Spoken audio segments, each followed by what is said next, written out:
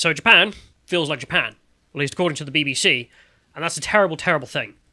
I would say that's a good thing. I can't believe they would allow such things to happen to them in Japan. Don't they know that diversity is our strength? Not theirs, weirdly. They've agreed that, no, that's not the case. For some goddamn reason. I suppose we'll find out soon enough. Because if we start off just going to Lotus.com, there's an article there from Carl, in which he points out that Britain is not a nation of immigrants. He's proving this with facts and logic, such as the census data, which I think is a bit too far. Can't believe he would do this. The reality itself goes against the narrative. And you may remember that the reason for this, at least the argument made for why we had to do this to ourselves in the UK, was because of pyramid. Yes. Demographic pyramid. Not good. It's not a pyramid. Was the argument that the pyramid was the reverse pyramid. Yeah. What will happen then? The whole world will collapse and everyone will be on, I don't know, retirement benefits. And so we have to import loads and loads of foreigners who are young. So then the pyramid will edge out.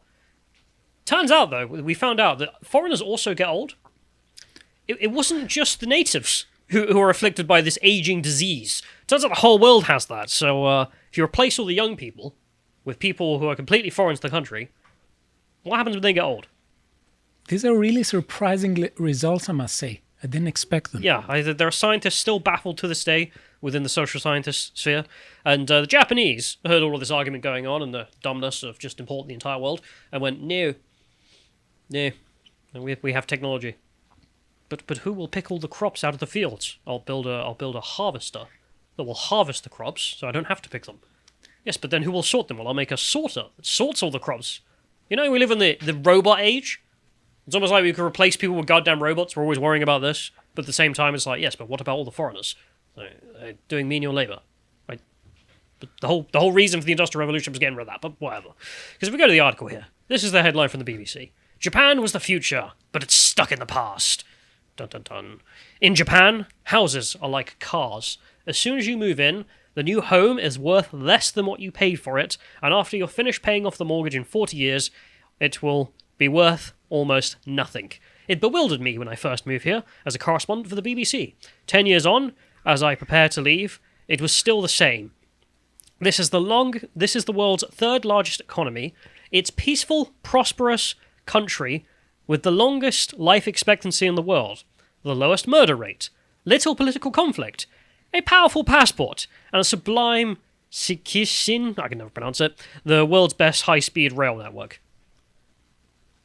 And the thing is, I'm sitting back here reading, he's like, well, it was the future, and now it's stuck in the past. What he's just described is heaven. There's no crime. It's very peaceful. People aren't killing each other over politics for pointless reasons, because there's no real divide in their country. Huge economy. Life expectancy out the roof. Yeah, I don't see the problem. I'm failing to see the problem. He's like, yeah, but the houses might be worth less. Is it about the fertility rate?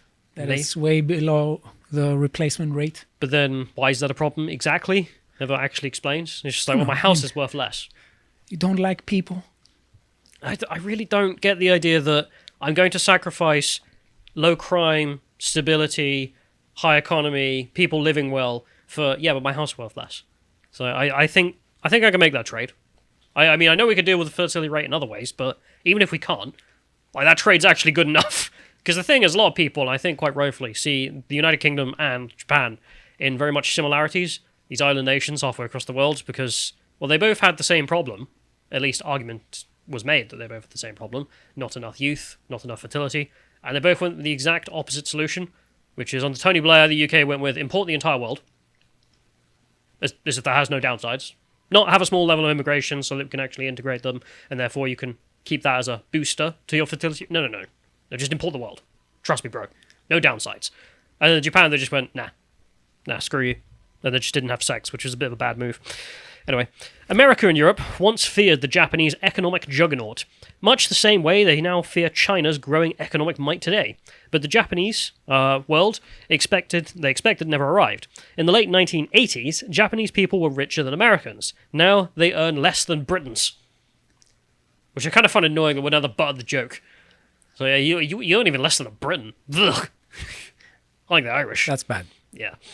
For decades, Japan has been struggling with a sluggish economy, held back by a deep resistance to change and a stubborn attachment to the past. Now its population is both aging and shrinking. Japan is stuck. Again, there's not actually established a reasonable complaint here, other than my house is worth less. Like, just because your population is getting older, that's not necessarily a bad thing for the people. It's a bad thing for the line, don't get me wrong. It's a bad thing for, like, national debt. But who cares? No one cares. No human being actually cares about those things. There's all bureaucrats care about that.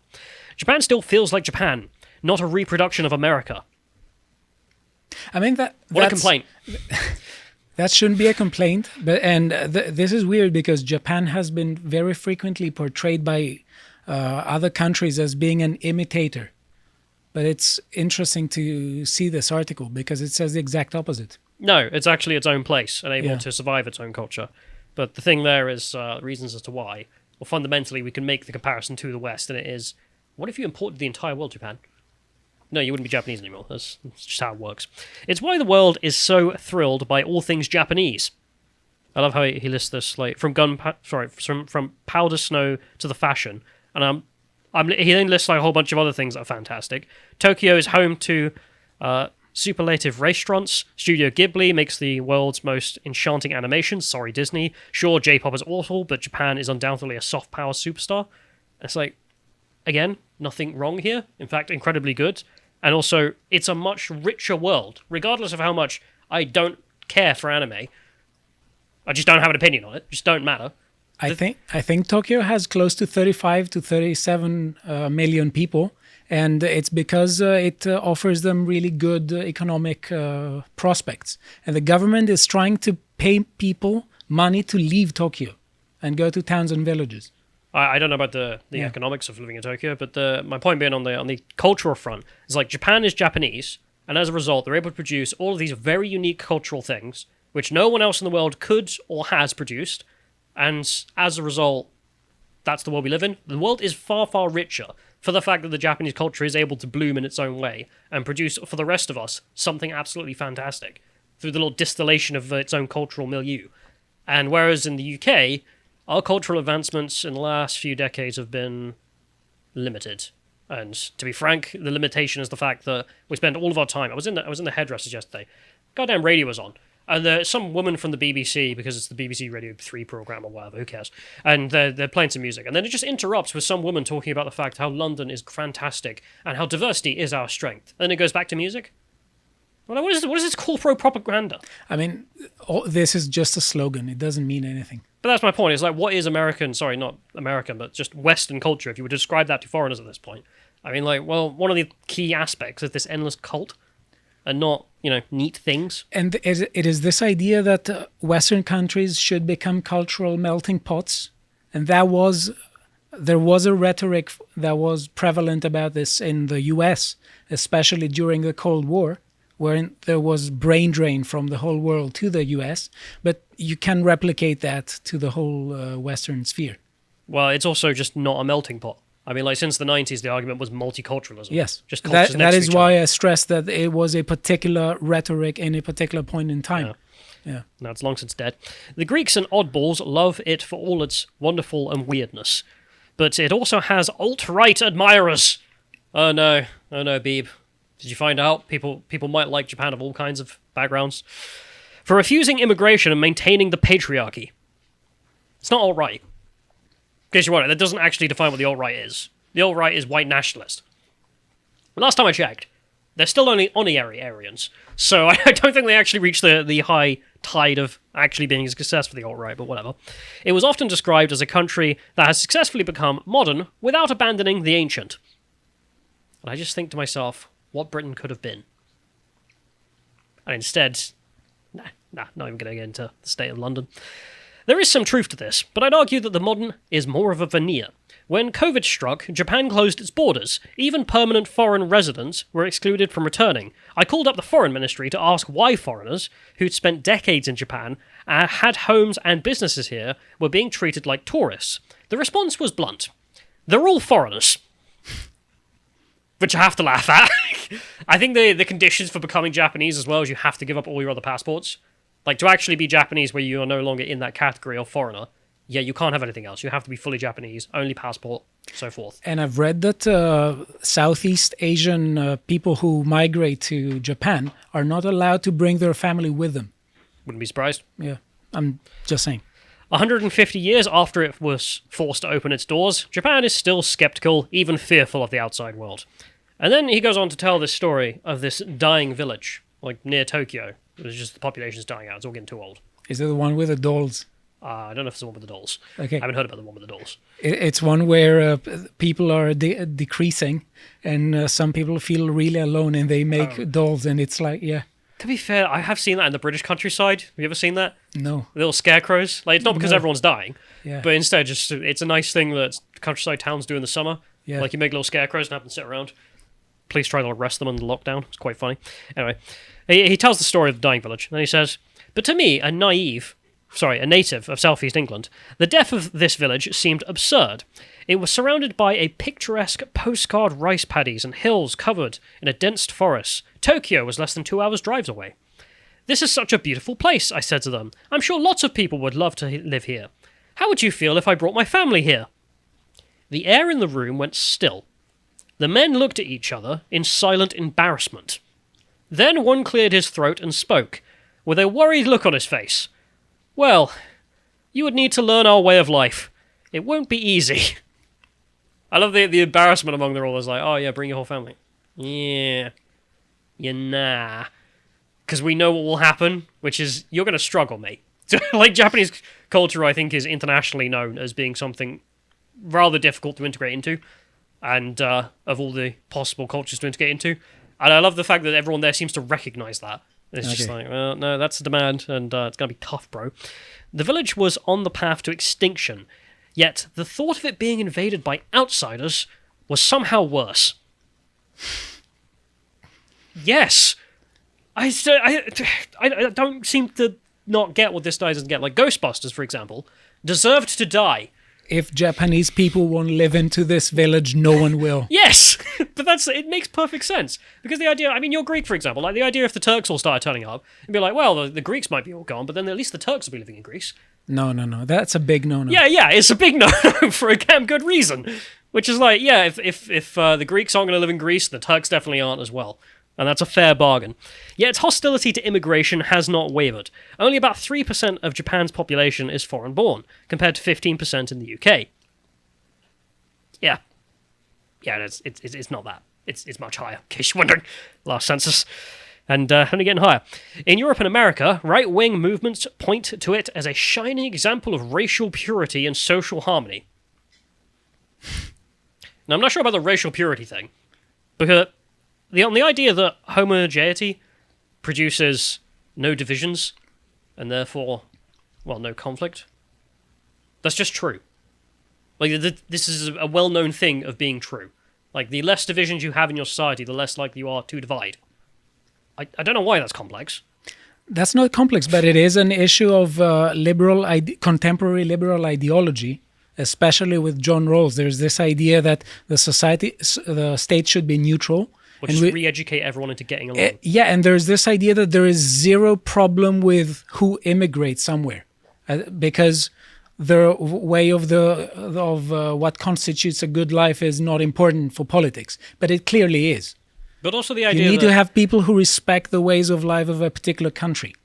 It's also the idea that you can import literally anyone, and regardless of how barbarian or foreign to the thing they're going into is. Like, the difference between, I don't know, people from Iraq going to Jordan.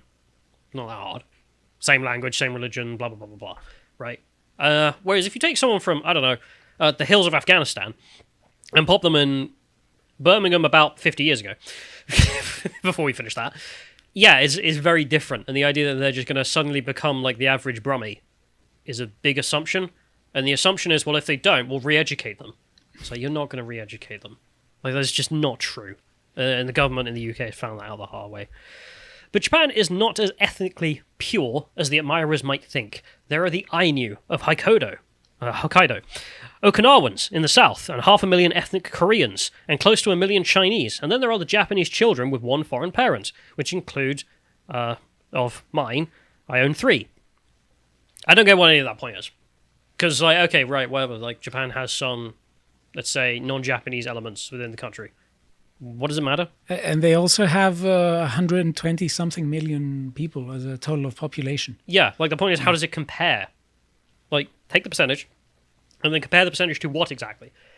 Because if you just compare it to itself, you've done nothing. Like you've achieved absolutely zero. Comparison requires two things that are compared at least. Yeah. Whereas if you compare it to, let's say, the UK, the vast difference suddenly becomes obviously apparent. Also, it doesn't really matter if the homogeneity of the ethnicity remains. Like, sure, there might be some racial differences, but like, who gives a crap? If they're all in the ethnic group, if they're all in the tribe, then the racial differences aren't that significant. Anyway, I mean, the evidence seems to be apparent in Japan. But he complains finally. Real wages haven't gone up here in 30 years. Incomes in South Korea and Taiwan have caught up and even overtaken Japan. And this is the only valid complaint he has. Money. This is true. Like, real wages in Japan have been stagnant forever. And the idea that your house is worth less, yeah, that's true. That's it. That's all he's got. I think they have their economic history is really interesting because they have a different culture in the way they approach economics. They had the conglomerations of businesses. Now they called it keiretsu, I think. And it's really interesting to notice that at some point, it's just trivia fact of Japanese economic history. But on an actual like human level of like the human beings living there, what's happening? Well, life was fantastic. It's continuing to be fantastic for generations. Yes, but the line is going down overall, isn't it? Nationally? So I don't care. Like, me, my family, my children, and my grandparents are having a wonderful life. Yes, but isn't the line going down? Great. And if we go to Anon on 4chan, some Japanese S-poster actually decided to summarize this rather well in response to all this. Oh no, the population is declining. Who will buy the property? I guess we'll just have to lower the real estate prices. What a nightmare. Who will pollute the oceans and create landfills? Well, I guess we'll just have to watch the pollution decrease. What a nightmare. Who will work unskilled jobs if there aren't enough people to do them? Well, I guess we'll have to increase wages. What a nightmare. And with a smaller population comes a more tightly knit community. Who will commit the crimes?